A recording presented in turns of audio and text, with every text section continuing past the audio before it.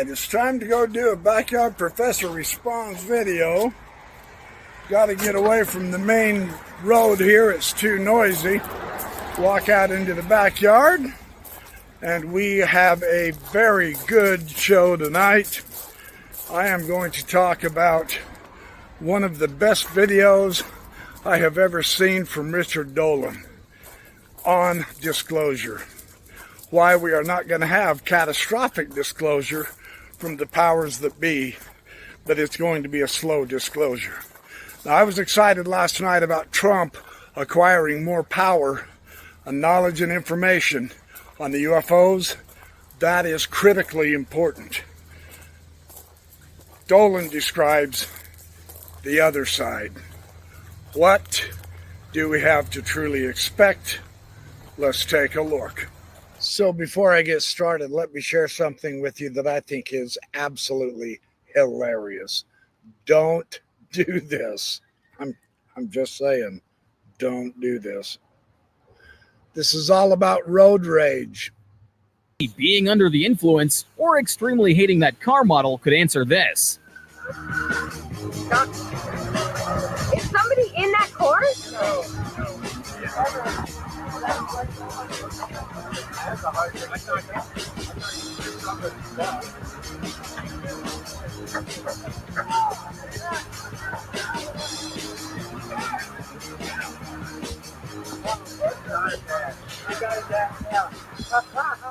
Oh my.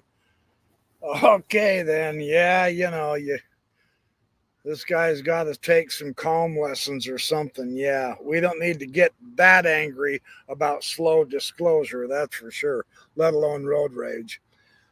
So, thought I'd start off with something funny and amusing, but Richard Dolan gave an absolutely exquisite discourse on why the powers that be truly do fear a full disclosure.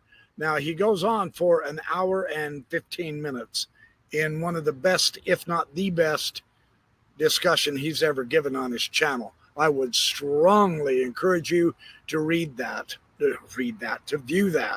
because read his books too. Yeah, I've got Dolan books on the brain. I've been reading them too. Man, he's good. He's good. Doesn't matter whether he does videos, books, tapes, whatever.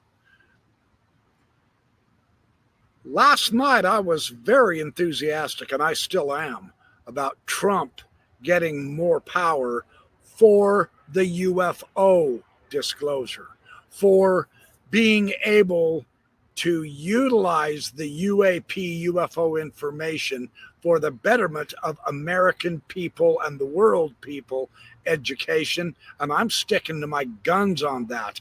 I do not agree with Donald Trump on a lot of what he's doing. Don't get me wrong. I am not saying we follow him blindly.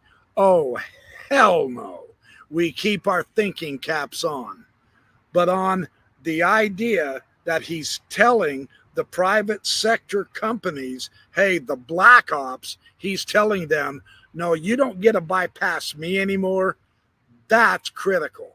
That's where I say, let's push him into the touchdown on UFO disclosure. Without question. That's important. And it cost me 11 subscribers. People fly off the handle at the silliest things. We are such a, what do you say? We have to have this discourse. The days of sticking our heads in the sand are over. So we need to get ourselves educated. Whether you like the topic or not is not the issue. If Donald Trump's going to do something good for the world and for the American people, then I say let's give him the power to do that. That does not endorse everything he's doing. It's amazing I have to clarify that, but I really do.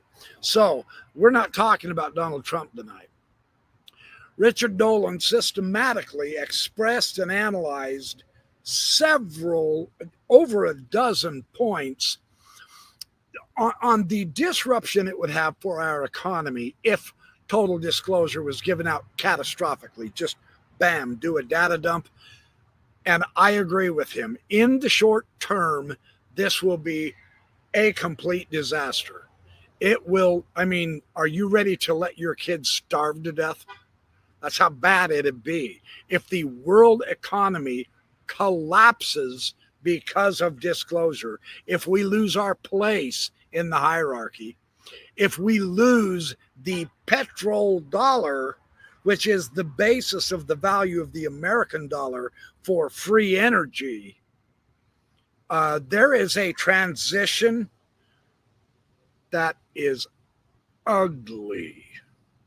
We're talking worldwide chaos and war and killings through this transition. If they were to do it that way, that's why they aren't going to.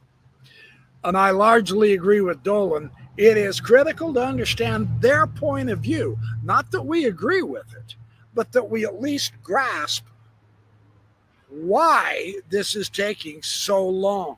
I get it now.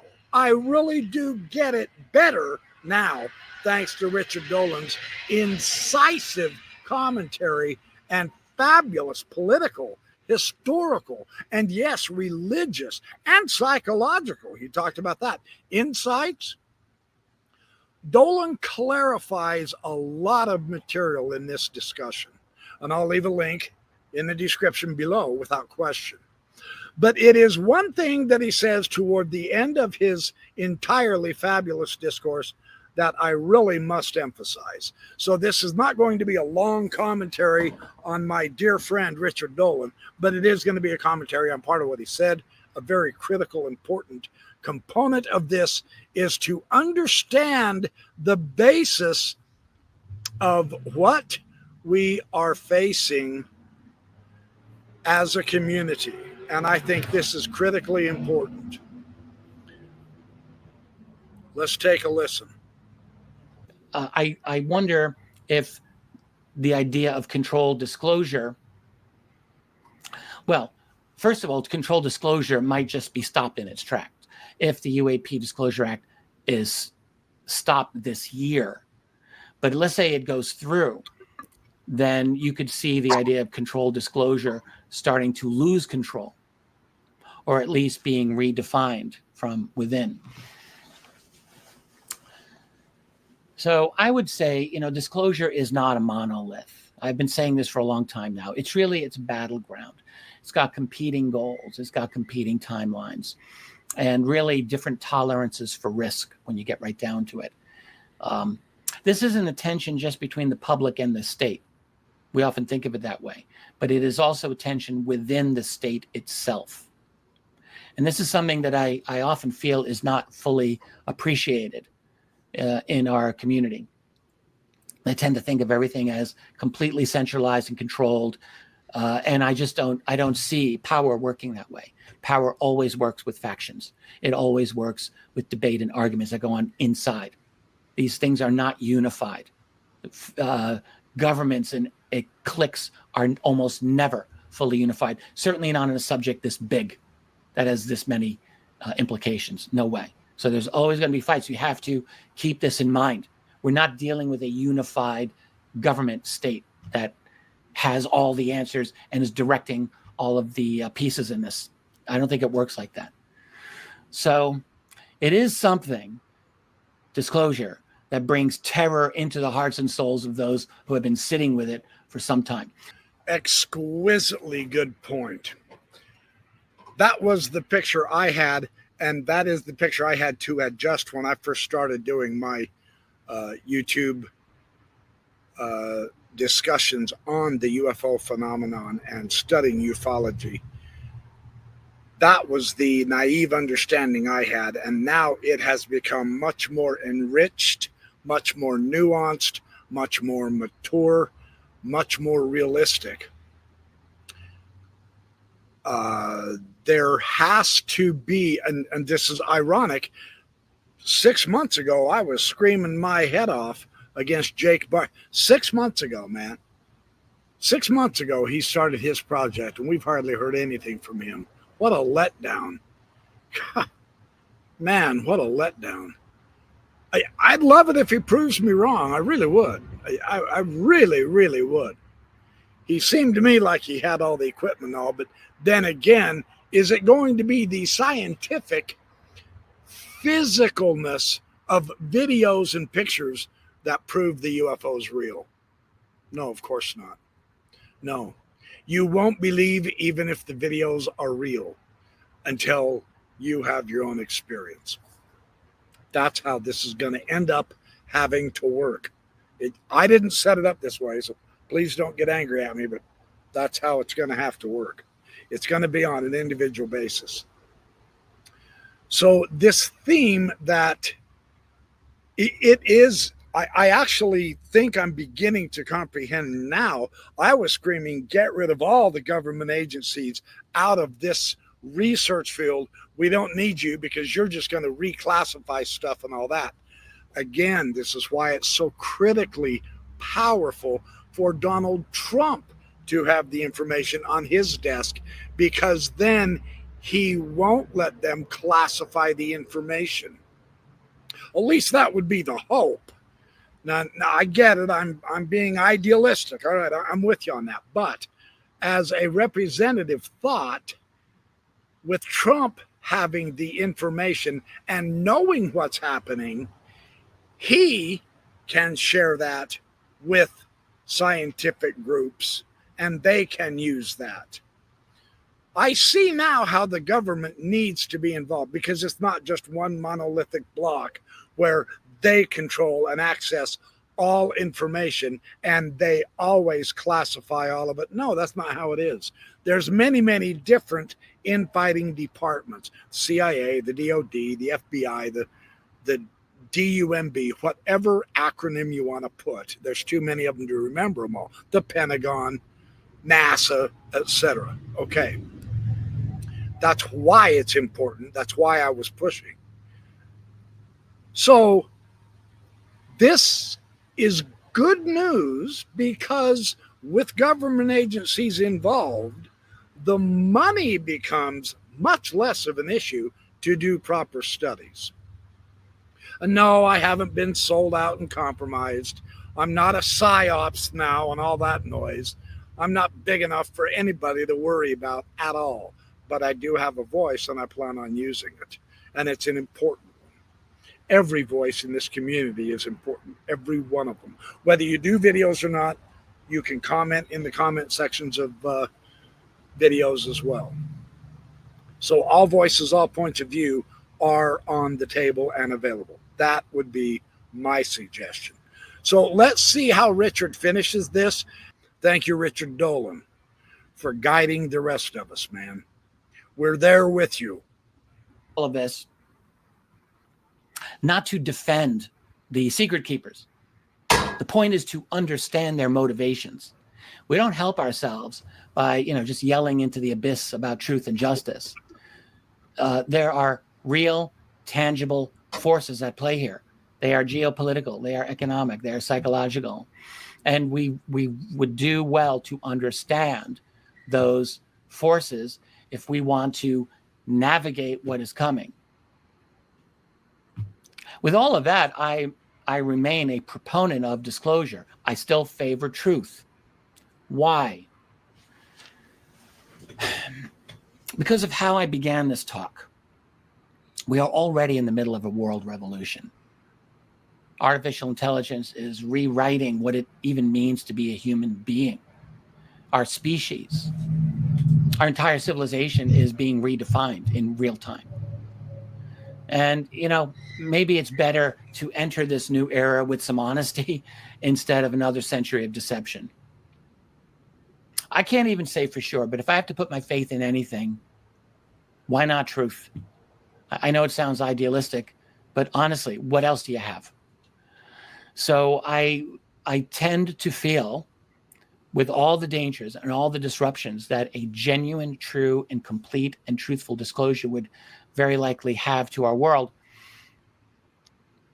I tend to think that we are ultimately going to be better served by putting our cards on the table. There might be ways of withholding certain things. I don't really know how this would work. That would avoid massive public collapse and panic and financial collapse. But I tend to think that all of those types of efforts are really going to be in vain anyway. The problem is, the biggest problem I have with controlled disclosure as a concept is that I ultimately think it can never really work. I don't think that it can succeed. I used to jokingly say, how do you become half pregnant? You either are or you aren't. How do you half disclose? And I still think there's a lot of truth to this. It's like when we get to the point where it becomes undeniable that there are non-human intelligence that are actually operating here, where this is admitted and that we've got their tech. Like, that's the moment at which I do think that avalanche that Bryce and I wrote about 15 years ago, I firmly believe that's still likely to happen. That controlling the process, once it gets to a certain tipping point, is probably going to be impossible. I think it's a losing game to think that you can control something like that. I tend to think we overstate almost every time our ability to control the events around us. And I think this is bigger than all of us. So to think that we can stop it and control it and manage it and parse it out, well, all I can say is, if you think you can do that, good luck with it. So well said. I'm right there with you, my friend. Absolutely. He describes the serious problems. Listen, with catastrophic disclosure, it will be inevitable. There are going to be, and this is so unfortunate. This is not me predicting. This is not me hoping. I'm simply describing the processes, because the entire world is tied into the economic systems that we have, our power grids, our gasoline and fuels. Because it is so interlaced, all of that within just a mere decade becomes completely outdated and useless when free energy shows up. That will be the deaths of hundreds of millions of people, and not pleasant, die in your sleep, peaceful deaths either. It almost seems that it's inevitable that no matter how much we try to alleviate the pain and the misery of the transition that will surely come upon our species, maybe within my lifetime, which is spooky, very spooky, certainly within the lifetime of my children and grandchildren, and I am not happy about this. I'm very nervous for them. This transition is going to be rough, but it will occur. And, I started this out 10 months ago with this theme of, well, are we psychologically ready? Are we religiously ready? I wanted to speak to the Mormons in my audience. And this quickly became much, much, much, much larger than an almost small, insignificant aspect of Christianity. This became worldwide very, very quick to me. As I got into this, I realized, this is much, much bigger than I ever anticipated. And that's scary. The bright light at the end of the tunnel is seeable. It's going to get worse before it gets better, what we're all going through right now. These are, to use a scripturalism, these are the birth pangs of the Messiah. And it will be painful. Are we ready for it? I don't know. I hope so. It's why we YouTube content creators are constantly assessing and reassessing the evidence, and then the refutation of the evidence, and then an analysis of both sides again, because every time we do that, and those who say, oh yeah, all of this is just talk, then get off your butts and start contributing. Because this is a very necessary part of the transition. Whether you like it or not, it's irrelevant. If you really want a disclosure, go talk to the aliens yourself. That's my advice. In the meantime, we care about our species, all of humanity, and we aren't ready, not even knowledgeably yet, for this, let alone psychologically, religiously, especially economically, politically, etc. This will overthrow and change entire governments, entire countries. It's huge. I was not as aware of this as until after I listened to Richard Dolan. And so I'm very grateful for his discourse on that. But I even have some reassessing to do, you know. I can see where I am blissfully naive in so much. I am just blissfully idealistic in so much, as we all are, because that is part of the dream for humanity. Yes, you must have the hope. We want the hope. We want the goals. We want the accomplishment, but we don't want to do the work. Sorry, that's not how it works. And this will suck the entire world into its orbit eventually anyway. So sooner is better than later. Let the critics and skeptics and all those, let those guys rage. It doesn't matter. They too will have to learn how to navigate the horrible rapids of waters that are coming our way, because they aren't going to get out of it just because they disbelieve. We aren't going to get out of it just because we believe. We're all in this together. That's what I'm trying to say. So that's rather a come down from the enthusiasm I was showing last night, of which I again endorse. Let's give the power to our Congress and our president. Look, those are our elected officials, for crying out loud. And if they've been bought and compromised, and here's the bad news for the United States of America, they have been bought and compromised. Quit re-voting the same dumbasses into Congress. They are already owned by the deep state. So quit re-voting them in. They will just keep us in the dark. They're owned. So let's get them out of office and put fresh blood in there and try to get a fresh start. That would be my solemn advice. Now, I get it. You're not going to do that. And shame on you for not doing that, because the original intent of our founding fathers, they did not intend for people to be voted in over and over and over and over and over and over and over and over again for 60 years in Congress. That's bullshit. That's why we're in the mess we're in. It should be of the people, by the people, and generate fresh blood, fresh ideas, freshness, fresh goodness back into the politics.